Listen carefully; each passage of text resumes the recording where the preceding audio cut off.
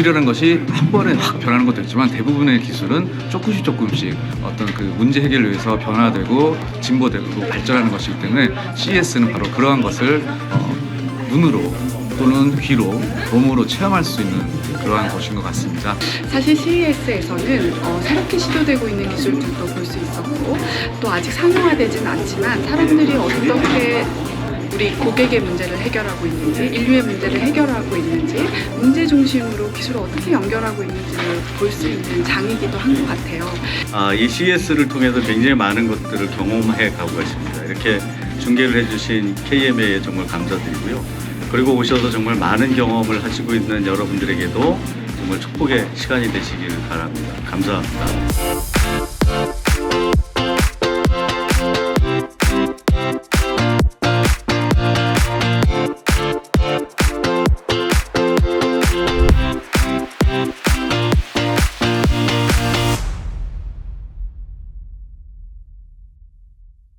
네, 다이나믹한 조직 생활의 활력 드라이브, 다이나믹 라이브 드라이브! 네, 안녕하세요. 크마TV 드라이브 시청자 여러분들. 자, 대한민국의 넘버원 교육과정 설계자, 여러분들의 비타민, 석큼이 최석큼 인사드립니다. 반갑습니다.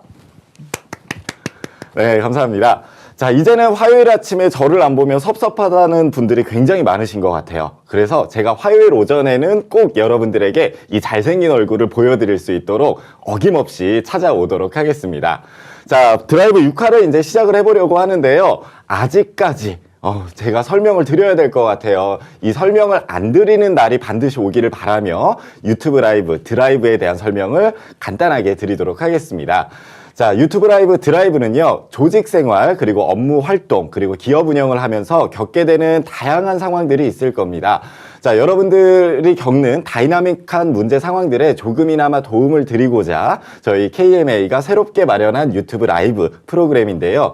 자, 요즘 화두가 되고 있는 DX부터 그리고 여러분들이 요즘 많이 접하시고 계시는 생성형 AI, 그리고 우리 대표님들의 머리를 지끈지끈하게 만드는 것이 하나 있죠. 자, CX, 고객 경험이라고 하죠. 많은 대기업들이 요즘 CX의 화두를 갖고 있더라고요. 자, 그것뿐만이 아니라 조직 생활에서 늘 고민이 되고 있는 리더십, 그리고 조직 문화, 우리 업무 간 협업이 안 돼서 걱정하시는 대표님들 굉장히 많으세요. 이 협업을 어떻게 잘할 수 있는가, 그리고 조직 갈등은 어떻게 풀어낼 수 있는가, 이렇게 다양하게 조직 생활을 하면서 겪게 되는 다양한 문제들을 저희들이 같이 논의해보고 여러분들에게 해결 방안을 제시하는 그런 프로그램이라고 생각하시면 될 것 같습니다. 여러분들이 기존에는 돈을 내시고 비용을 지불하시고 들어야만 했던 그런 명사 특강들을 무료로 이렇게 매주 화요일마다 들을 수 있다는 이점이 있는 굉장히 좋은 프로그램입니다. 자, 매주 화요일 오전 8시마다 여러분들을 어김없이 찾아올 테니까 여러분들 항상 많은 관심 부탁드립니다. 만관부! 네, 자, 그러면 이제 본격적으로 드라이브 6화 CES 2024를 통해 바라본 혁신의 방향을 시작해 보도록 하겠습니다. 자, 사실 CES 2024 디브리핑을 한 영상들은 굉장히 많이 있어요. 자, 우리가 유튜브나 뭐 네이버에 검색만 하더라도 CES 관련된 영상과 자료들은 굉장히 많이 있죠. 그런데 제가 쭉 봐본 결과 단순한 기술 소개, 서비스 소개, 이번에 CES에는 이런 것들이 왔다더라, 이런 기술들이 등장했다더라 하는 영상들이 굉장히 많이 있더라고요. 그런데 저는 개인적으로 그런 기술의 나열, 그리고 정보를 그냥 단순하게 제공해 드리는 거는 큰 의미가 없다는 생각이 좀 들었어요.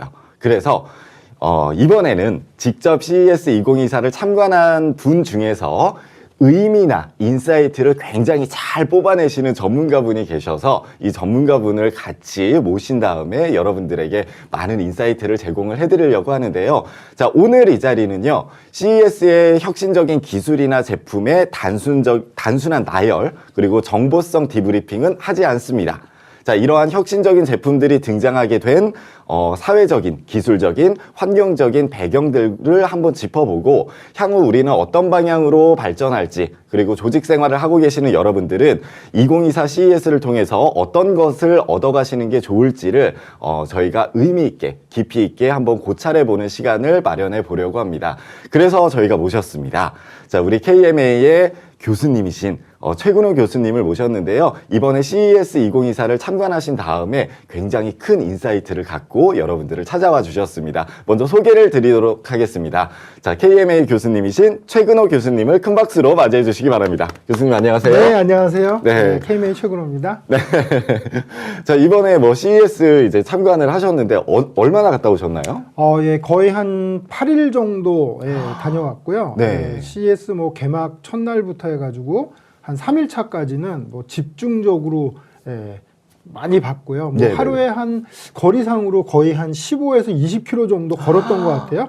나중에는 정말 발걸음이 떨어지지 않을 정도로 열심히 발품을 팔았는데요. 네네. 역시 직접 다녀와 보니까 이게 이렇게 유튜브나 이런 미디어를 통해서 접하는 것보다는 네. 어떤 현장의 혁신의 열기라든가 분위기라든가 그런 것들을 많이 느끼고 그리고 배울 수 있는 그런 아주 중요한 체험의 시간이었다고 저는 생각을 합니다. 제가 기사를 통해서 접하니까 전체 이제 전 세계 기업들 중에서 한국이 3번째로 많은 기업들이 이번에 참여를 했다고 하더라고요. 그래서 정말 한국의 대잔치였다라고 해도 과언이 아니었는데, 저는 사실 이제 CES 2024에 소개된 기술이나 제품들을 많이 보기는 했지만, 기업들이 이제 현재 이제 주목하고 있는 키워드가 별도로 있을 거라는 생각들이 들더라고요. 그래서 교수님이 이렇게 8일 동안 쭉 보시면서 CES 2024에서 이렇게 지금 바뀌어가고 있구나. 기업들이 이런 것들에 주목을 하고 있구나. 했던 뭐 키워드들이 혹시 있을까요? 예, 우선은 뭐 굉장히 많은 뭐 뒤에 조금 이따 설명을 드리겠지만 네. 우리 특히 한국 기업들이 말씀하신 것처럼 무려 850여 개의 기업이 참여를 했습니다. 그래서 네. 뭐 여기저기서 한국말이 들려서 네. 이게 과연 미국에 와 있는 건가?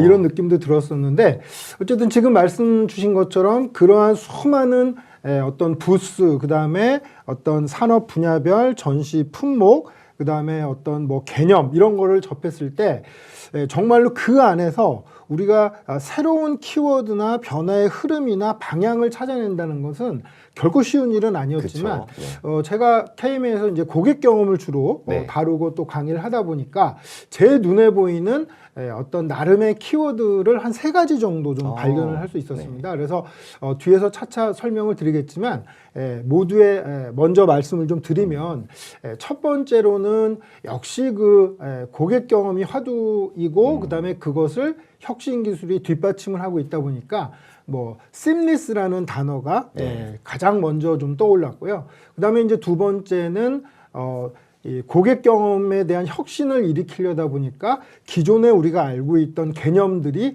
바뀌어야 되는. 네. 그래서 그런 우리가 개념들을 바꿀 수 있도록 유도하기 위해서 어떤 새로운 개념 또는 기존 개념의 재개념화 이런 것들이 또 이루어졌고요. 그 다음에 이제는 기술이 여전까지는 지금까지는 기술을 사용하는 사용자가 고객들이 기술을 배우고 기술을 알아가는 그러한 세상이었다면 이제는 고객들한테 사용자한테 필요한 기술이 스스로 그 모양을 맞춤 형태로 맞춰가는 그래서 우리가 그거를 이제 최적화 기술이라고 할 수 있는데요. 네. 그러한 최적화 기술이 나타나는 게 여느 해의 CES랑 좀 달랐던 점이 아닌가라는 측면에서 최적화 기술이라는 단어를 제가 조금 말씀을 드리고 싶어서 그렇게 3가지를 우선 말씀을 좀 드리겠습니다. 예. 제가 굉장히 좀 큰 인사이트를 얻은 것 같아요. 이번 CES 2024는 3가지가 있는데 첫 번째는 고객 경험과 관련한 심리스. 우리가 심리스는 보통 물 흐르듯이 연결이 되는 그런 형태를 의미를 하는데 뭐 보통은 온라인과 오프라인이 이제 연계가 되는 그렇죠. 그런 네네. 고객 경험을 말씀을 보통 많이들 하시는데 그런 고객 경험. 두 번째는 고객 경험을 하기 위해서는 기존에 있던 어떤 생각이나 가치, 제품 이런 것들을 제 관점에서 재해석하는 재관점화가 좀 필요하다라는 말씀을 해주셨고 마지막으로는 이번에 갔더니 많은 그 제품들이 최적화하는 고객 맞춤형으로 최적화되는 그런 기술들을 선보였다라는 말씀을 해주셨습니다. 그러면 이런 키워드를 하나씩 한번 짚어가면서 좀 이야기를 해보면 좋을 것 같아요. 그러시죠. 네, 그러면 이제 첫 번째 키워드부터 이야기를 해보도록 하겠습니다. 자, 고객 경험 중에 심리스. 저는 사실 이제 고객 경험이 여러 가지 분류가 있는 것 같아요. 일단 첫 번째는 그냥 단순하게 고객들에게 경험을 제공하자라고 하는 것부터 그리고 고객 경험을 제공해서 어떤 제품이나 기업의 브랜딩을 좀 이뤄내보자 라고 하시는 분들도 계시고, 고객 경험을 제공해서 거기에서 발생하는 고객 행동 데이터를 가지고 우리가 기존 제품이나 서비스를 조금 더 확대해보자 라고 하시는 분들도 계시고, 광고에서 온라인 홈페이지로 연결이 되고 온라인 홈페이지에서 오프라인 매장으로 연결이 되고, 그래서 결국에는 제품 구매까지 이어지는 이렇게 물 흐르듯 심리스라고 말씀하신 이런 고객 경험을 제공하자라고 하시는 부류도 조금 있는 것 같습니다. 참 다양한 목적들이 있는데요. 자, 이번 CES에서도 고객 경험은 빠지지 않는 키워드가 된 것 같습니다. 자, 혹시 교수님께서 보신 기업의 제품이나 서비스들은 어떤 목적이나 어떤 방식으로 고객 경험을 실현하고 있었는지 한번 여쭤봐도 될까요? 네, 좀 지금부터 말씀을 드리려고 하는데요. 네. 벌써 지금 말씀을 듣다 보니까 저희가 순간적으로 헷갈렸어요. 누가 도대체 라스베가스를 갔다 왔지? 너무 잘 이해를 하고 계시고 핵심을 잘 짚어주셨는데, 자, 그러면 이제 지금부터 본격적으로 조금 말씀을 드릴 네. 텐데, 우선 이 드라이브를 보시는 분들 중에는 아무래도 그 라스베가스 현장을 다녀오신 분보다는 이렇게 미디어를 통해서 접하시는 분들이 많다 보니까 그쵸. 일단 강론으로 딥하게 들어가기 전에 네. 잠깐 이번 CES가 어떤 의미가 있었는지 먼저 그 배경을 조금 네, 보는, 네, 네. 그러니까 조금 전에 모두의 설명을 주셨지만 그냥 이러한 혁신적인 제품이 나왔습니다. 뭐 10개, 20개 네. 이렇게만 방송이나 뭐 브리핑을 해주시는 분들이 많아서 보다 조금은 전체적인 관점에서 어떻게 혁신의 키워드들이 도출이 됐고 네. 또 그런 키워드들을 잘 기술로 구현한 기업들이 상을 받았는지 이런 거에 배경 설명을 잠깐 드리고 네네네. 그리고 지금 말씀드린 내용을 좀 말씀드려 볼게요. 네, 알겠습니다. 네, 우선 조금 말씀드리고 싶은 게 뭐냐면 이번 CES의 주제가 굉장히 재밌었어요. All On인데요. All On. 전체적으로는 All Together, All On입니다. 그래서 뭐냐면 우리 모두 함께 혁신 기술을 활용해서 인류가 처한 문제를 한번 해결해 보자. 네, 그래서 네. 우리가 왜 지금 저희가 드라이브 방송하고 있는 거는 에어온이잖아요. 그쵸. 그래서 All On이라는 것은 이제 기술이 모든 것에 적용이 된다. 그래서 우리 인류의 처한 문제를 정말 해결하는데 정말 큰 그 혁신적인 가치를 네. 제공해보자라는 측면에서 이제 이런 주제를 정했습니다. 네. 그리고 이번 CES 2024 뭐 여러 가지 뭐 하마평들이 많지만 네. 우선 가장 큰 전문가들의 평가 중에 하나가 뭐냐면, 자, 이제야 비로소 팬데믹 이전 시대의 규모로 돌아갔더라 라고 해서 우선 숫자를 좀 말씀을 좀 드려야 되는데요. 네. 제가 일단 숫자만 보여드리고 가려놨는데 네. 이게 제 나름대로 좀 의미 있는 숫자라고 해서 좀 보여드릴 건데요. 네, 네. 먼저 13만 5천 플러스, 이게 뭘까요? 요번 그 CES 2024에 굉장히 많은 역대급의 네. 방문자가 방문을 했습니다. 그래서 무려 13만 5천 명 이상이 와. 방문을 해서 굉장히 저도 첫날부터 들어가는데요. 이게 도대체 전시회를 보러 온 건지 네. 아니면 사람 구경을 하러 온 건지 그리고 여기저기서 들리는 우리 한국말 네. 그래서 무척 나름대로 그 사람들을 피해 다니면서 전시를 참관하느라고 나름의 노력이 필요했던 그런 기억이 떠올랐고요. 자, 이렇게 방문자가 많았지만 방문자만큼 많았던 숫자가 또 뭐냐면 4,300 플러스입니다. 이건 뭐냐면 무려 참가 기업이 4,300개나 됐다는 와. 거예요. 그래서 이 4,300개 기업에서 정말로 어마어마한 숫자의 전시 제품 또는 개념 네. 이런 서비스를 출품을 했기 때문에 그 어느 때보다도 뜨거웠다. 그리고 또 혁신 제품으로의 어떤 인정을 받기 위한 이 수상들에 대해 경쟁도 굉장히 치열했다. 이런 말씀을 좀 드려볼 수 있어요. 그래서 그 다음 숫자가 뭐냐면 네. 제가 큰 글씨로 40 그리고 가로 안에 520 네. 이렇게 써놨는데, 이 CES가 재밌는 게 뭐냐면 이 전시회가 열리기 전에 혁신상을 미리 선정을 합니다. 혁신상을 줄 제품이나 네네. 어떤 서비스를. 그런데 재밌는 건 뭐냐면 전시회가 열리는 기간 중에도 계속 수상작을 발표했어요. 그래서 결국은 520개나 되는 제품을 혁신상을 주는 네. 그러한 역대급으로 상을 많이 주기도 했고 네. 또 혁신상을 받은 수상작들이 많이 나왔는데 네.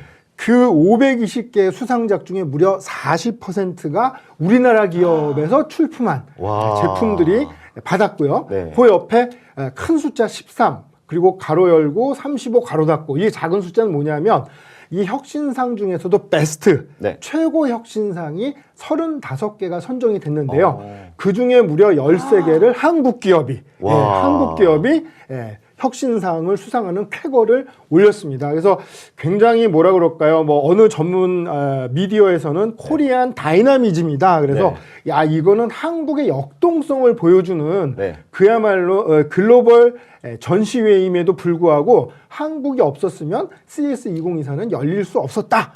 이러한 한 역대급으로 우리나라의 기업들이 참여하고 네. 또 전시 제품도 많은 수상작을 배출한 그런 의미 있는 전시회였고요. 또 재밌는 게 뭐냐면 마지막으로 이 CES가 1967년부터 시작이 됐습니다. 네. 그런데 이 CES를 주관하는 미국 소비자 기술 협회, 여기는 사실은 생긴 지가 올해로 100년 되는 해예요. 네. 그래서 무려 1924년에 설립을 했는데, 그래서 올해가 설립 100주년의 해. 오. 그래서 이 CES를 주관하는 주관사 입장에서도 굉장히 뜻깊은 네. 그러한 이 회차였다, 전시회였다라는 말씀을 좀 드리고 싶어서 제가 숫자로 좀 이렇게 말씀을 드려보고요. 자, 그 다음에 이제 저희가 이 KM의 드라이브가 좀 달라야 되는 점이 뭐냐면 CES에서 제시한 혁신의 키워드가 네. 세 가지가 나왔다고 하는데 네. 그냥 뭐 다른 미디어를 보면은 혁신의 키워드 뭐뭐뭐였습니다. 네. 이렇게만 얘기를 해주는데 그게 궁금하실 것 같다는 생각이 들었어요. 네네네네. 그래서 저는 이 주관사인 줄여서 CTA가 네. 이번에 가장 중요한 그 기술 키워드, 테크 키워드로 세 가지를 꼽았습니다. 네. 그래서 AI, 네. 그 다음에 모빌리티, 네. 그리고 스마트홈을 꼽았는데요. 아. 그러면 그냥 이거를 선정했을까? 그렇지 않다는 겁니다. 그쵸. 그래서 그 조금 전에 저희 디라이브 네. 시작할 때 배경 설명해 주셨지만 이러한 혁신의 키워드, 테크 키워드가 선정되게 된 배경이 굉장히 중요한데요. 네. 역시 그 이러한 역사를 50년이 넘는 역사를 자랑하는 CES다 보니까 이 혁신의 키워드를 선정한 배경도 굉장히 설득력 있는 네. 그러한 소위 말하는 사전 설명이 좀 있었습니다. 예, 예. 근데 제가 왜 그렇게 말씀을 드리냐면 이 혁신의 키워드, 기술 키워드를 뽑아내기 위해서 네. 기술 트렌드를 진단하는 키워드를 먼저 내놨어요. 진단한다. 진단하기 위한 키워드를 먼저 내놨는데 거기서 가장 먼저 꺼낸 키워드가 뭐냐면 Z세대입니다. 아시겠지만, 팀장님 아시겠지만 기술은 누구를 위해서 존재하죠? 사람을 위해서. 그렇죠. 예. 그러니까 그 기술을 향유하고 그 기술을 활용하고 그 기술로 삶을 윤택하게 하고 어떤 개인의 문제, 조직의 문제를 해결하는데 주인공이 누구냐면 바로 우리 인간이거든요. 그렇죠. 근데 의미 있는 그 세대로서 이번에 그 주관사인 CTA가 제너레이션 G, 네. Z세대를 꺼냈는데요. 왜 그러냐? 전 세계 인구의 25%나 된다고 하고요. 미국 기준으로는 20% 정도. 우리나라 인구보다 많아요. 네. 미국의 Z세대가 무려 7천만 명이나 된다고 합니다. 오. 어마어마하죠? 네. 그런데 재밌는 거, 이 Z세대가 86%가 조사를 했어요. 기술이 없으면 난 못 살겠다. 그리고 나는 앞으로 혁신 기술에 계속적으로 돈을 지불할 의향이 있다. 네네네. 이런 것을 공식적인 자료로 내놨습니다. 네. 그게 첫 번째였어요. 그 다음에 두 번째가 뭐냐면 전 세계적으로 초연결 계속적으로 가속화되고 있는 건데 네. 지금 현재 매일 이 지구상에서 무려 54억 명이 인터넷에 연결돼 있다고 합니다. 네. 작은 숫자가 아니죠. 그렇죠. 그런데 재밌는 건 뭐냐면 조금 전에 말씀드린 앞으로의 소비 시대의 주역, 우리 Z세대가 Z세대 중에 90%는 이머징 마켓, 신흥시장 쪽에 또 살고 있다는 거고요. 네네. 또 유의미한 통계 중에 하나가 뭐냐면 몇 년 전까지만 해도 이 중국의 Z세대, 중국의 인터넷 사용률이 50%를 넘지 않았거든요. 근데 지금 거의 75%에 육박하고 있고요. 네네. 인도가 50%에 육박하고 있어요. 네네. 그러면은 아시겠지만 전 세계 인구의 중국하고 인도 빼놓고 얘기할 수 있습니까? 없죠. 없죠. 네. 그런데 거의 50% 이상에다가 2027년까지는 앞으로 10억 명 정도가 인터넷에 접속을 더 할 거다. 네. 그러니까 뭐 작년으로 기억하는데 전 세계 인구가 80억 명을 넘었거든요. 네. 그런데 54억 명에 10억 명. 그러면 무려 65억 명 가까이가 네. 매일 연결을 되는 네. 그런 세상에서 우리가 살아가기 때문에 기술이 정말 중요하고 앞으로 세계는 점점 더 연결될 거다. 그래서 처음에 강조해 주신 심리스 네. 그걸 강조하시길래 제가 우리 팀장님도 다녀오셨나? 순간 제가 착각을 했었습니다. 요게 두 번째고요. 네. 마지막은 우리가 떼어놓고 생각할 수 없는 디지털 환경. 네. 이거를 이제 우리 CT에서는 디지털 인프라라고 했는데요. 네네네. 이 디지털 인프라를 두 가지로 얘기했어요. 우리가 통신을 하는데 필요한 5G. 네. 근데 벌써 논의되고 있는 게 6G, 네. 7G. 그리고 혹시 들어보셨나요? 라이파이 들어보셨어요? 그게 뭐죠? 와이파이는 아시죠? 네. 빛의 가시광선을 전파로 이용하는 기술입니다. 아. 벌써 그런 기술이 협의가 되고 있거든요. 네, 연구가 네, 되고 네, 있거든요. 네. 그래서 앞으로는 라이파이의 시대가 또 열린다고 합니다. 아. 그래서 그러한 디지털 연결 기술과 그다음에 우리가 알고 있는 뭐 클라우드 컴퓨팅, 그다음에 뭐 로봇 공학, 그다음에 뭐 AI 네. 이런 거를 우리가 디지털 유틸리티라고 또 합니다. 네, 네, 네. 그래서 이러한 디지털 인프라가 끊임없이 진화를 하기 때문에 네. 앞으로 세상은 더 발전할 거다. 네. 더 디지털 속으로 들어갈 거다. 네. 이런 얘기를 배경으로 딱 꺼냈어요. 그 굉장히 설득력 있는 거예요. 네, 네, 자, 네. 새로운 소비 시대가 주역이 등장했고, 네. 근데 너무너무 기술 친화적이고요. 네. 두 번째는 전 세계적으로 연결이 점점 더 가속화될 거고, 네. 세 번째는 그런 모든 것들을 해결해주는 환경으로서의 디지털이 정말로 더 발전하고 진화할 거다. 네. 자, 그래서 이 올해의 키워드를 어떻게 뽑았냐? 그래서 인공지능이고요, 네. 모빌리티고요, 네. 스마트홈입니다. 이렇게 뽑은 거예요. 저 세 가지가 방금 말씀하신 그 세 가지가 모두 다 들어가 있는. 그렇죠. 예. 그래서 거기서 가장 이 기술의 변화의 환경 변화의 혜택을 가장 많이 받고 거기에 가장 영향을 미칠 인공지능 모빌리티 스마트홈 이렇게 뽑았다는 겁니다. 네네네. 그다음에 또 한 가지만 더 말씀드리면 재밌는 게 뭐냐면 예전에 산업이 뭐 자동차 제조업, 그다음에 화장품 유통업, 네. 뭐 이렇게 리테일 이렇게 얘기를 하지 않았습니까? 그런데 이제는 기술이 모든 산업을 가리지 않고 수평적으로 확산되고 있다. 네네네. 그래서 호라이전털 이노베이션이라는 단어를 전문가들이 쓰고 있어요. 이것도 굉장히 유의미한 겁니다. 그러니까 어느 산업이나 예외가 되지 않고 네. 인공지능이나 클라우드 컴퓨팅 같은 네. 디지털 인프라의 영향을 받을 수밖에 없다. 네네네. 그런 것들이 굉장히 중요한 인사이트라고 말씀을 드려볼 수 있습니다. 자, 여기까지만 말씀을 드리고요. 네. 자, 그래서 그러면 우리가 잠깐 또 짚어봐야 되는 게 그럼 인공지능은 뭐 인공지능이 중요합니다. 그럼 뭐가 중요합니까? 요거는 말씀드려야 그쵸. 되잖아요. 네. 그래서 인공지능부터 말씀을 좀 드리면요. 굉장히 재밌는 표현인데요. 모든 곳에 스며드는 AI다. 이런 표현이 있었는데 네. 왜 그러냐면 제가 현장을 정말 하루에 20km씩 뭐 한 2만 5천 보씩 걸어 다녔거든요. 네. 근데 모든 부스에 AI를 다 얘기하고 있어요. 그런데 재밌는 거는 눈에 보이는 AI는 그닥 많지 않았어요. 네. 네. 그럼 어떻게 된 걸까요? 네. 전부 제품, 솔루션, 서비스 안에 다 스며들어가 있다는 겁니다.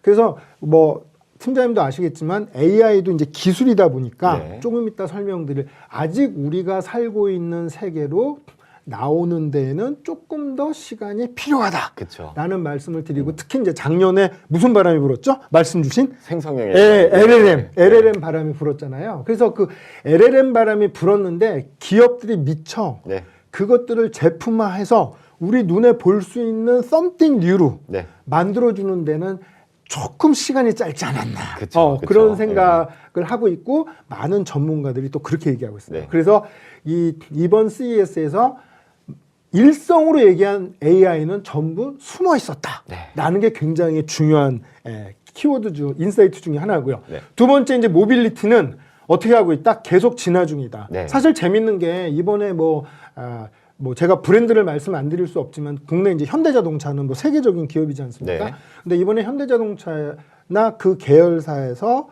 보여주셨던 뭐 도심항공 모빌리티, 하늘을 나는 항공 택시, 네. 그다음에 뭐 그 바다의 개처럼 옆으로 걸어가는 이 크랩 드라이빙을 하는 자동차들 이런 것들이 되게 신기하고 주목을 받았는데 네. 사실 그것들이 나온 지 몇 년 됐어요. 네네네. 그래서 이 도심항공 모빌리티도 사실 이미 4년 전에 4년 전에 첫 모습을 보였고 네. 이번에 나온 거는 두 번째 버전이다. 아, 그래서 말씀드리고 싶은 게 뭐냐면 우리 팀장님께서도 말씀하셨지만 트렌드는 우리 드라이브 애청자 여러분들도 아시죠?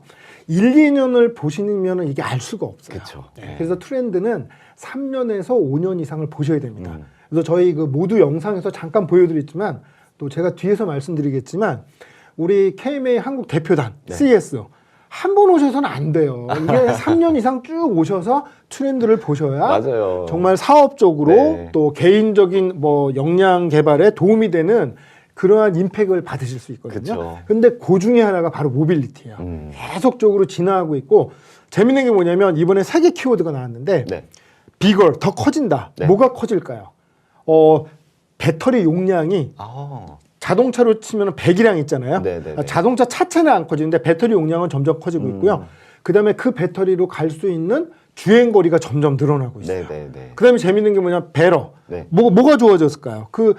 주행에서 할 수 있는 주행에서 느낄 수 있는 경험. 네. 그리고 또 우리가 자동차를 운전을 하던 운전을 하지 않던 아주 그 재미 요소가 뭡니까? 인포테인먼트잖아요. 그쵸. 그러니까 점점 더 풍부해지는 인포테인먼트. 그게 이제 배러 영역이고요. 네네. 패스터 영역. 이게 또 재밌는 게 뭐냐면 모터의 성능이 점점 빨라진다는 겁니다. 네네네.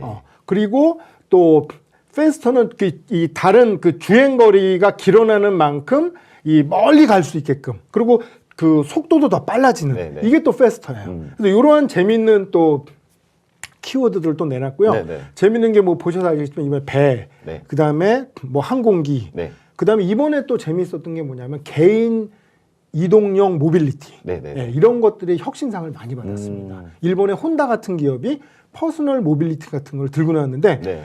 자전거도 아닌 것이 오토바이도 아닌 것이 네, 정말 재밌었어요. 아우. 네, 그 다음에 이제 여전히 관심사인 스마트홈은 네. 점점 더 고도화되고 있는데 이것도 재밌는 게 제 눈에 보인 거는 TV랑 냉장고가 경쟁하는 모습을 막 보여요. 오. 누가 도대체 모든 것이 연결된 가정 안에서 허브 역할을 할 거냐? 네네. 거기서 TV가 될 거냐? 네. 냉장고가 될 거냐?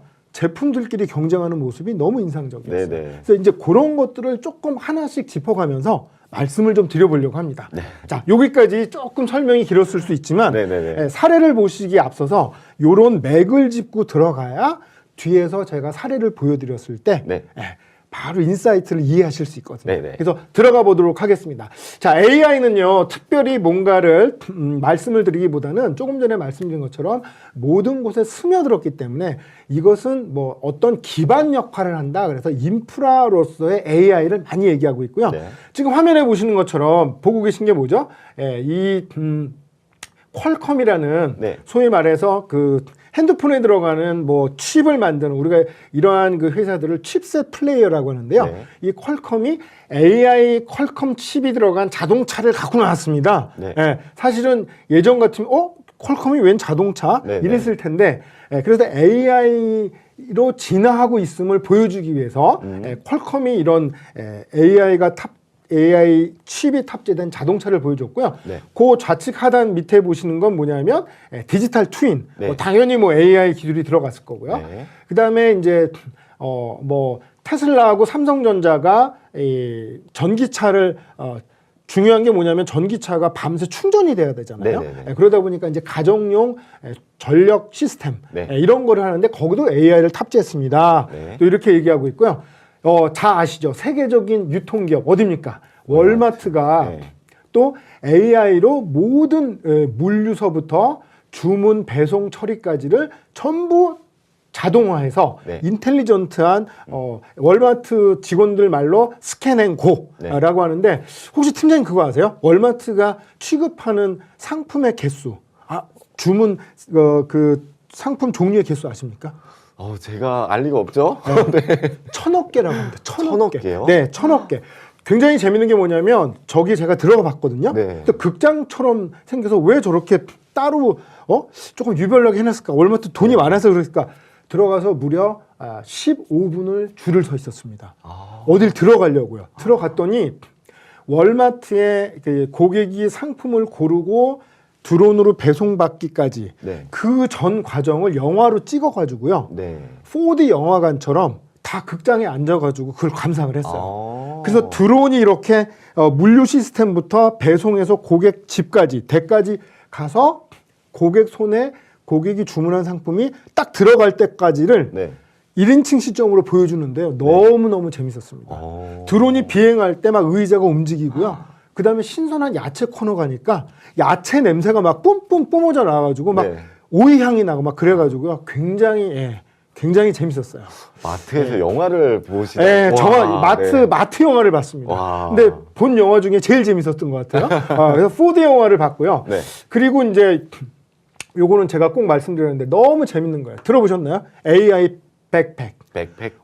우리가 그 스마트폰 때문에 남녀노소 누구나 백팩을 매잖아요. 네네. 두 손이 자유로워야 되니까. 그쵸. 근데 저 AI 백팩은 뭐냐면 AI 뒤에 스크린을 장착해 갖고요. 네. 나를 표현할 수 있는 영상이 돌아갑니다. 제가 너무 재밌어갖고 지나가다 빵 터졌습니다. 그리고 제가 물어봤어요. 그 짧은 영어로. 네. 이게 진짜입니까? 진짜라는 거예요. 그러면서 직원분이 기다렸다는 듯이 막 설명을 하는데 네. 너무 재밌는 건데 그 또 거기서 웃지 못할 해프닝이 뭐냐면 밀레니얼 Z세대가 가장 좋아하는 영상은 반려견, 반려묘의 영상이래요. 내가 키우고 있는 네. 귀여운 반려견의 모습. 네. 제가 거기서 또 한 번 빵 터졌습니다. 그래서 AI는 정말로 어느 분야를 막론하고 모든 분야에 스며들어가 있기 때문에 여기서 특별한 사례를 이렇게 강조해드리기가 어려워요. 요 정도까지만 할게요. 네. 그래서 AI는 요 정도로 말씀드리면서 인프라로서 AI 그리고 온디바이스 AI라고 해서 이제 개인정보가 클라우드에 올라가는 것을 고객들이 사용자분들이 싫어하시잖아요. 네. 그래서 디바이스 상에서 개인정보를 처리하는 게 이번에 화두였는데 네. 사실은 굉장히 많이 얘기된 것만큼 눈으로 볼 수 있는 거는 그렇게 많지 않았습니다. 그래서 아직까지는 개념에 머물고 있지만 굉장히 중요해서 네. 제가 잠깐 짚어드렸고요. 네. 자, 그리고 이제 여기서 저한테 질문하실 거 있지 않으세요? 네. 네. 이제 이제 아까 고객 경험을 하기 맞아요. 위해서는 재개념화를 해야 된다. 그렇죠. 그 용어가 사실 쉽진 않은 용어 같아요. 네. 이게 어떤 의미죠? 그래서 고객 경험의 재개념화 전에 조금 전에 강조하셨던 심리스를 먼저 말씀을 드려봐야 네네네. 되는데요. 그 심리스에서 굉장히 아주 스페시픽하고 우리가 생각해봐야 될 케이스가 모빌리티에 보이더라고요. 네네네. 그래서 제가 잠깐 좀 설명을 드리면 아직까지도 저도 낯선데요. 네네. 이번에 이제 우리나라의 대표적인 자동차 기업이면서 뭐 전 세계 글로벌 탑티어인 현대기아자동차그룹에서 소프트웨어 중심의 자동차 네. 또는 자동차를 뛰어넘을 수 있는 경험 네. 그래가지고 굉장히 다양한 소위 말하는 현대자동차 직원분들의 말에 의하면 디바이스 네네. 자동차라고 절대 안 하시더라고요. 네. 그래서 뭐라고 표현했냐면 데이터 디바이스 그리고 그 안에서 맥락 기반의 큐레이션된 경험 네. 이런 걸 보여주는데 재밌는 게 뭐냐면 여기 보시면 요게 이제 스페이스 모빌리티라고 그래가지고 좌측 맨 왼쪽에 있는 것들이 뭐냐면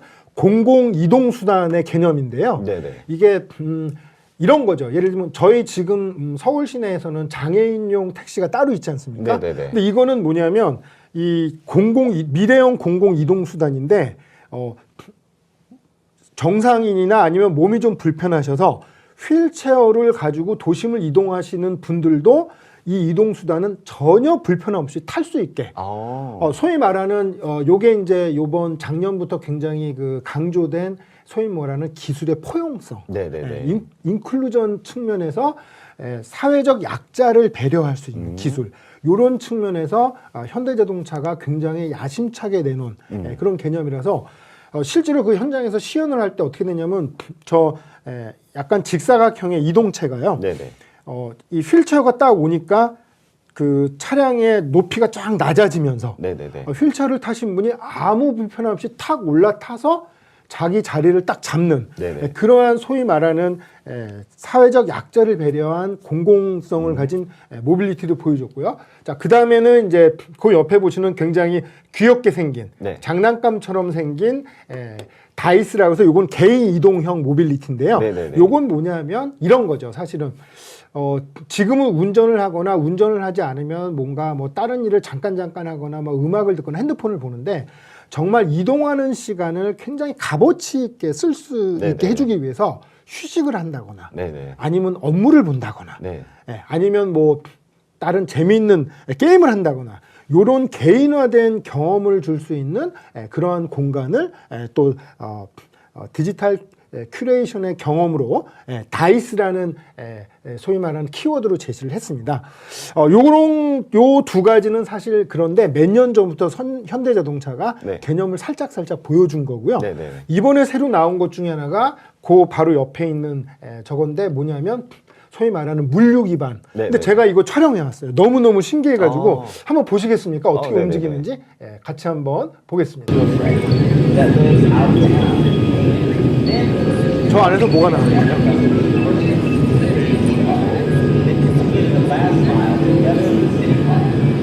문이 열리면서 안에 택배가 가득 들어 있습니다. 그래서 지역별로, 품목별로 배송해야 될 물건들을 저런 식으로 저런 이동형 모빌리티에 태워가지고 근거리 배송을 하는 게 저게 다른 용도도 있어요. 어떤 용도냐면 폐기물 운반.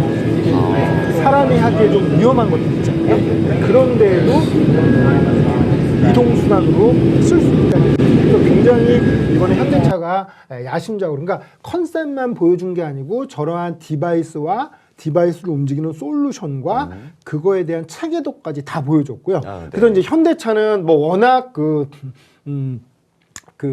줄도 많이 섰고요, 이번에. 네네네. 사람들이 정말로 북적거렸는데, 이번에 또 현대차하고 같이 나오면서 네. 정말 주목을 받은 게 기아 자동차예요. 네네네. 근데 기아 자동차에서 정말 재밌는 걸 갖고 나왔는데, 혹시 PBV라고 들어보셨어요, 팀장님? 그 목적 기반. 맞아요. 예. 그런데 그게 의미가 하나 더 있습니다. 네. 목적 기반 차량, 그래서 Purpose Based Vehicle 이것도 네. 있는데요. 네. 의미가 또 하나 더 있습니다. Platform Beyond Vehicle. 아. 플랫폼을 뛰어넘는 이동체인데 네, 그걸 네. 지금 제가 보여드리려고 네, 해요. 네, 네. 그래서 PBV, PB5라는 요건데요. 요것도 좀 보시면 너무너무 재밌는 게 뭐냐면 저도 이게 너무 신기해서 찍어왔거든요. 네. 요것도 한번 보시죠. 자, 제가 현장에서 찍은 건데 조금 전까지 밴이었거든요. 네. 우리나라 차로 치면 스타렉스 같은 거. 네, 네, 네. 근데 그 밴의 뒤를 띄어내고 픽업 트럭 형태로 지금 개조하고 있는 거예요. 트랜스포머네요. 네네. 네. 바로 그렇습니다. 트랜스포머죠. 자, 그런데 여기 보시면 요 밑에 요 차량 하부 구조 있지 않습니까? 예. 요거를 자동차 산업에서 플랫폼이라고 합니다. 아. 그래서 제가 지금 말씀드린 플랫폼 비욘드 비클은 네. 실제로 저 밑에 플랫폼 위에다가 어떤 형태의 이용을 할 수 있는 차량의 다목적 네. 차량의 모습을 자유자재로 바꿀 수 있는 아. 그야말로 팀장님 말씀처럼 트랜스포머 차량이 되는 거죠. 네네네. 너무 신기했고요. 이거를 보는 내내 주변에서 웅성웅성 야 괜찮은데? 야 잘했다 뭐 이런 얘기들이 나오는 거를 제가 들을 수 있었습니다. 굉장히 신기했고요. 그런데 한번 생각해 보시겠어요? 자, 기아 자동차가 저거를 만들 수 있을까요? 제가 우리 팀장님 포함해서 우리 디라이브 애청자 여러분한테 짧은 질문 하나 드리겠습니다. 자, 기아 자동차가 저거를 바로 만들 수 있을까요? 어떻게 생각하십니까? 자, 그래서 하나 더 말씀드리고 싶은 게 뭐냐면 바로 여기 제가 네모나게 강조해드린 거 뭘까요? HL 만도라는 네. 우리 저 만도가 뭐 만들죠? 딤체도 만들고 네네네. 그죠? 에어컨도 만들잖아요. 네네네. 근데 실제로는 만도가 다른 걸 만듭니다. 뭐냐면 조금 전에 보셨던 그 차량 플랫폼 있잖아요. 네. 그거만 따로 만들어 갖고 지금 북유럽에 이미 수출하고 있어요. 아. 그런데 만도가 이번에 뭘 갖고 나서 혁신상을 받았냐면 네. 여기 보시는 이거 너무 재밌는 거. 이게 뭔지 아십니까? 이게 주차 로봇이에요. 주차 로봇. 예, 주차 로봇. 예. 그래가지고 밑에 판만 있습니다. 네. 판만 있어서 자동차 밑에 딱 들어가 갖고 자동차를 반짝 들어 올려서 도저히 운전으로는 들어갈 수 없는 공간에 차를 딱 파킹시킵니다. 아. 그러니까 주차 공간이 여유롭지 않은 우리나라에서는 네. 굉장히 유용한 그런 솔루션이 될 수 있는데요. 자, 여기서 한 가지 우리가 생각해 봐야 될 건 뭐냐면, 자, 현대자동차, 네. 그다음에 기아자동차, HL만도 전부 현대자동차 그룹 계열사 관계사이거든요. 자, 네. 그러면 만도에서 이미 차량 특히 전기차용 플랫폼을 만들고 있기 때문에 네. 목적 기반 차량은 금방 나옵니다. 네네네. 예. 그래서 기아자동차가 뭐 2025년부터 만들 거라고 했는데 네. 저는 믿고 있습니다. 네네네. 예. 그리고 이제 제가 오늘 조금 전에 말씀드린 심리스 측면에서 네. 꼭 보여드리고 질문 드리고 싶은 게 있어서 네네. 마지막으로 소개해 드릴 건데, 그게 뭐냐면 바로 세계적인 전자회사였던 소니입니다. 소니. 네. 이 소니가 이번에도 갖고 나왔는데 사실은 몇 년 됐어요. 네. 어필라라는 차를 갖고 나왔거든요. 네네. 근데 이게 처음에 나온 게 언제냐면 2020년도였어요. 무려 44년 전에. 네. 그런데 그때 차량 이름이 뭐였냐면 비전 S였어요. 비전 S. 소니의 비전을 보여준다. 네, 네. 저는 그렇게 해석하거든요. 네네네. 그때 프로토타입을 갖고 나왔다가 이번에 양산 모델을 갖고 나왔는데 네. 정말 재밌는 게 뭐냐면 아무도 저 얘기를 안 하고 있습니다. 자, 제가 지금 팀장님 포함해서 네. 우리 디라이브 애청자 여러분한테 질문을 좀 드려보겠습니다. 자, 왜 차량의 이름이 어필라일까요? 어떻게 생각하십니까? 애청자 여러분 아시는 분 있으세요? 나중에 뭐 댓글 달아주시면 정말 맞추시면은 제가 선물을 드릴 수도 있는데, 자, 한번 생각해 보십시오. 네. 우리가 우리 팀장님이나 또 우리 애청자 여러분 머릿속에 한번 그림을 그려보시겠어요? 우리가 현재 살고 있는 세계는 몇 개죠? 한 개죠. 한 개입니까? 과연 그럴까요? 자, 우리 팀장님이나 우리 디라이브 애청자 여러분, 제가 보조 질문 한번 드려볼게요.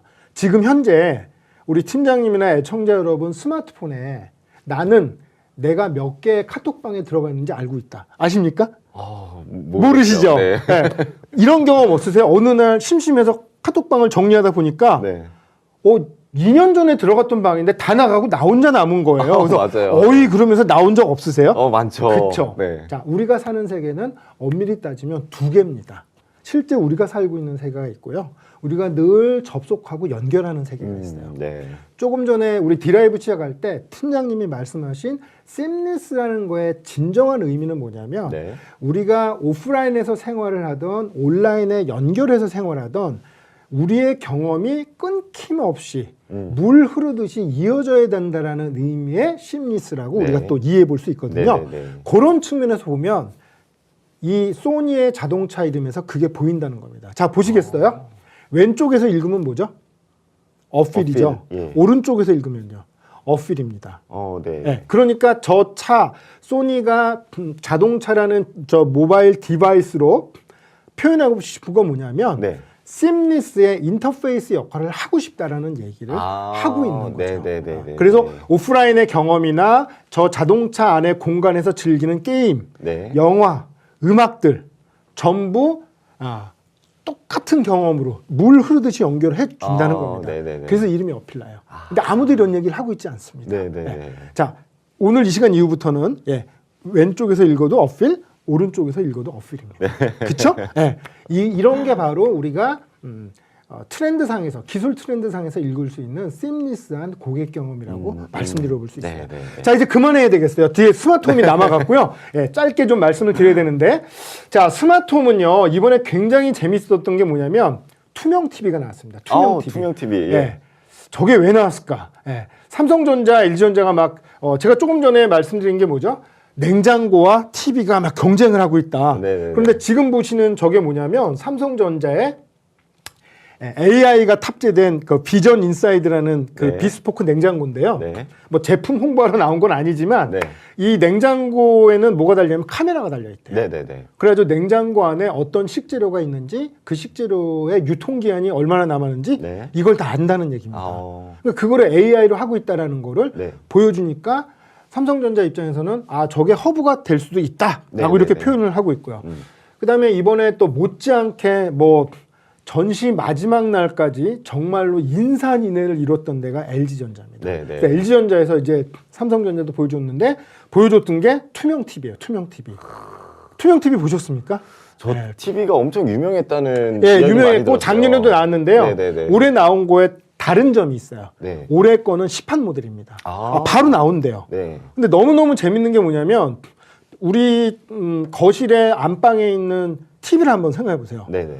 일단은 크기 경쟁을 계속 했었잖아요. 그래서 큰 TV가 있을수록 좋은 TV 갖고 있구나. 네네. 그리고 뭐 최신형이구나. 그랬는데 꺼져 있을 때 어때요? 볼 때는 TV가 재밌지만 꺼져 있을 때는 그냥 시커먼 TV, 그쵸, 네. 그냥 덩그런 TV, 네. 예, 그리고 계속 커지는 TV였잖아요. 네. 근데 이번에 투명 TV가 나오면서 그 존재감을 싹 없앴습니다. 그리고 재밌는 게 뭐냐면 이 TV의 스크린은 자꾸 윈도우로 가고요. 네. 윈도우는 자꾸 스크린으로 갑니다. 네. 너무너무 재밌는 그런 현상들이 나왔고, 그러면서 인상적이었던 건 뭐냐면 LG가 가전 옆에다가 전시한 게 모빌리티였어요. 모빌리티 코너에 안 놓고 네. 가전 옆에 놨어요. 네네. 그 얘기는 뭐냐면 자동차의 개념도 어떻게 되고 있다? 스마트홈하고 별로 구분이 안 되는. 네. 그래서 제가 여기서 말씀드리고 싶은 게 재개념화입니다. 그래서 투명 TV의 의미는 뭐냐면, 예를 들면 이런 거죠. TV를 잘 시청하는 Z세대들이 네. 과연 우리 거실에 TV가 필요할까? 라는 질문에 우리 가전 회사들이 어떻게 답을 해야 되느냐. 그리고 조금 전에 말씀드린 심리스 측면에서도 우리가 살고 있는 세계의 TV, 그리고 우리가 유튜브나 이런 네. OTT 이런 개념적으로 머릿속으로 생각하는 TV, 네. 실제로 우리가 많이 즐기는 TV, 이 두 개를 다 표현해 볼 수는 없을까. 네네. 그래서 투명 TV는 실제로 TV가 꺼져서 이 투명한 모드로 바뀌잖아요. 네. 창밖이 훤히 보입니다. 집안의 인테리어가 보이고. 그 얘기는 무슨 얘기일까요? TV가 존재하지만 존재하지 않는 겁니다. 그러니까 TV는 스크린 인터페이스로 재개념화되고 있다. 라는 것을 우리가 알 수 있습니다. 그게 바로 제가 말씀드린 투명 TV의 필요성이에요. 제가 질문을 드리려다가 그냥 쭉 설명을 드렸습니다. 그래서 이렇게 말씀드리고 이제 마지막에 말씀드릴 최적화 기술 있잖아요. 네네네. 그래서 요번에 나온 것 중에 정말 센세이션했던 게 뭐냐면, 기술의 포용성을 내포한 소위 말하는 디지털 헬스. 네. 그리고 우리 누구나 나이가 들지 않습니까? 그래서 에이징 테크라는 거 굉장히 중요했는데요. 정말 신기했던 것 중에 두 가지만 제가 말씀을 드리면, 첫 번째가 뭐냐면 이 클리나 테크라는 프랑스 회사인데요. 네네. 우리가 그 집안에 그런 어르신 혹시 계셨습니까? 중풍으로 쓰러지시면 어떻게 되죠? 몸이 불편하시잖아요. 그쵸. 전신 예. 마비가 오기도 네네네. 하고 또 허리를 다치시면, 크게 다치시면 어떻게 되죠? 전신 마비가 올 수 그쵸. 있죠. 그러면은 갑자기 삶이 힘들어지고 네. 몸을 움직일 수 없는데, 네네. 이 클리나테크에서 들고 나온 뭐 뉴럴 임플란트. 네. 혹시 임플란트 치아 있으십니까, 팀장님? 저는 아직은 없어요. 없으시죠? 네네네. 우리 디라이브 시청자분들 있으실 수 있는데, 네. 뉴럴 임플란트라는 단어 자체가 너무 새로웠고요. 네네네. 그래서 뭐냐, 이 척수가 손상이 돼서 네. 전신을 움직일 수 없는 소위 말하는 사람들이 네. 전신을 움직이고 싶어서 뇌가 활동하는 네. 그 뇌 신경 활동 체계를 기록을 하는 거예요, 기술로. 네네네. 그래서 그거를 기계에다가 프로그래밍을 합니다. 네네. 그래서 전신 마비가 된 분들한테 소위 말하는 엑소스켈레톤 같은, 네. 지금 저 화면에 보이시는 요걸 입혀가지고 네. 전신 마비 환자들이 활동을 할 수 있게 해주는 거예요. 굉장히 저거는 정말로 혁신적인 네. 제품이어서 제가 말씀을 드리고요. 네. 외국의 전문가들이 굉장히 많이 사례로 들었습니다. 그리고 그 다음에 마지막으로 말씀드릴 게 뭐냐면 보청기 아시죠? 네. 근데 사실은 그거 아세요? 우리 디라이브 시청자분들 아십니까? 어르신들이 보청기를 싫어하십니다. 왜 그런지 아세요? 나이 든 것도 서러운데 네. 내가 노인이라는 증거랍니다. 그래서 보청기 착용을 굉장히 꺼려하신대요. 네네. 귀가 안 들려도. 네. 근데 지금 말씀드리는 이 뉘앙스 오디오라는 거는요. 네. 재밌는 게 안경을 썼는데 네. 소리가 들려요. 그래서 이게 안경 보청기라고 하는 건데, 안경 보청기. 예. 네. 그래서 보청기를 착용하지 않았지만 보청기 역할까지 합니다. 굉장히 이번에 센세이션했고요. 그래서 시력과 청력을 한꺼번에 해결해주는. 그래서 유명한 그 선글라스 브랜드 중에 레이븐 아시죠? 예. 메타하고도 이번에 협업한 네네네네. 레이븐이 이름 발음하기 어려운 에실로 룩 소티카 저 그룹 거예요. 그래서 저 그룹에서 이번에 뉘앙스 오디오라는 제품을 들고 나왔는데, CES 주관사 회장님이 게리 사피로 회장님이 네. 저게 최고입니다라고 얘기했습니다. 그래서 굉장히 소위 말해서 인류의 삶을 윤택하게 해주고 인류의 그 육체적인 또 나이 들어가면서 불편한 것들을 해결해주는 네. 정말 그러한 기술로서 이번에 부각이 됐던 디지털 헬스하고 에이징 테크까지 제가 좀 말씀을 드렸고요. 자, 그래서 이제 종합적으로 정리를 해보면 지금 이제 이런 것들을 제가 보고 왔으니까 네네네. 저희가 이제 제가 K임에서 고객 경험 과정을 또 운영을 하고 있지 않습니까? 네. 그래서 앞으로는 이 고객 경험 과정에서 정말로 더 심리스, 네. 그러니까 온라인 오프라인 간의 심리스도 있지만 이번에 보신 것처럼 스마트홈과 스마트 모빌리티, 네. 공간 간의 심리스도 강화되거든요. 그쵸. 이런 부분하고 그다음에 재개념화가 계속 일어나는 상품 단위, 네네네. 이런 개념들을 반영한 소위 말하는 좀 고급화 과정을 네네네. 좀 고민을 해봐야 되겠다. 이런 생각을 좀 또 했습니다. 네. 그리고 마지막으로 얘기 안 드릴 수 없는 게 있어요. 네. 아무리 시간이 없어도 저희 이번에 그 KMA 한국 대표단 있잖아요. 예. 굉장히 만족도가 좋았던 게 뭐냐면 저희가 좀 다른 쪽 기관들하고 디브리핑이 굉장히 차별화돼 있었어요. 네. 그래서 외부 전문가의 교수님 세 분이 오셔가지고 네네. 부자별로 이렇게 인사이트를 정말 잘 집어 주셨고요. 네네네. 또 총론으로 말씀해 주시고 강론으로 말씀해 주시고 네. 그렇게 브리핑을 한 다음에 패널 토론까지 한 자리에서 다 이루어졌거든요. 네네네. 그래서 질문도 굉장히 많이 나왔습니다. 근데 다시 한번 강조드리지만 이 저희 KMA CES 대표단 있지 않습니까? 네네. 트렌드는요.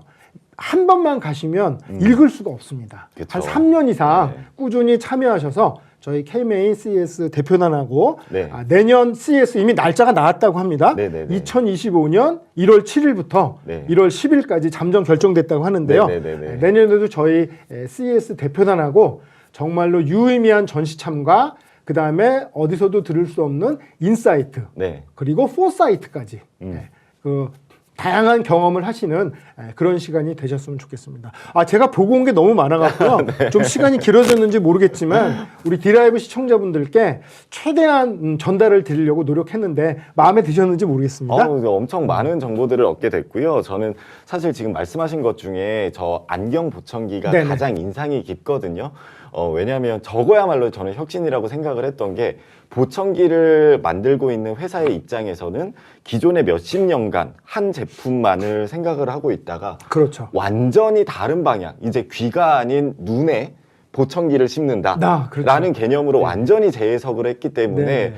정말 이제 그 안경을 만드는 회사들과 다시 이제 제휴를 맺기 시작하면서부터 새로운 제품으로 이제 혁신을 하게 됐잖아요. 저는 이거야말로 진정한 혁신이라고 생각을 사실 하고 있어요. 그래서 저희 KMA뿐만이 아니라 지금 시청하고 계시는 많은 기업 여러분들도 이런 방향으로 생각할 수 있는 어떤 혁신의 방향, 이런 것들을 좀 많이 얻어가셨으면 좋겠는데, 저희가 이제 방금 말씀하셨지만 CX 고객 경험 맞춤형 고급 과정을 저희가 지금 만들고 있거든요. 그때 이제 최근혁 교수님께서도 같이 참여를 해주실 거고, 저희가 현장을 방문해서 그리고 체험해서 여러분들에게 다양한 기술과 고객 경험 그리고 데이터 이런 것들을 소개를 해드릴 텐데, 그때 저런 혁신은 어떻게 생각을 해야 되는가, 이 생각의 방법에 대해서 교수님께서 같이 고민해 주시고 같이 방법론을 이렇게 제시를 해주시면 많은 분들이 참여를 해주시고 좋아해 주시지 않을까. 네, 가장 중요한 핵심을 짚어주셨습니다. 네, 라는 생각이 드네요. 네. 자, 오늘 좀 긴 시간이었는데, 여러분들 시청하시는 동안, 많은 정보 얻으셨는지 모르겠습니다. 혹시 그 참여하시면서 어떤 소감 한번 여쭤봐도 될까요? 예, 드라이브 6화에 제가 6회째 참여했는데요. 앞으로 좀 자주 나와서 우리 애청자 여러분들 뵙고 또 고객 경험에 대한 얘기를 또 계속 연속성 있게 좀 말씀드리는 게 필요하겠다라는 말씀을 드리고, 마지막으로는 내년 CES도 제가 다녀올 기회가 있다면 네. 다녀와서 더 좋은 내용으로 좀 뵐 수 있었으면 하는 바람이 있습니다. 자, 지금 시청하시는 분들 중에 CES 관련된 기술의 흐름 그리고 사회 변화, 환경 변화 이런 트렌드들을 짚는 그런 특강이 필요하거나 교육이 필요하다라고 이제 말씀을 해주시면 저희가 최근우 교수님과 같이 준비를 해서 여러분들을 찾아뵙도록 하겠습니다. 좋겠습니다. 자, 오늘 드라이브 6화는 이것으로 마치도록 하고요. 저는 다음 주 드라이브에서 여러분들을 다시 한번 찾아뵙도록 하겠습니다. 자, 여러분들 오늘 하루도 즐겁게 보내시길 바라고요. 화요일이라고 지치지 않고 파이팅 넘치게 일하시길 바랍니다. 자, 여러분들 고맙습니다.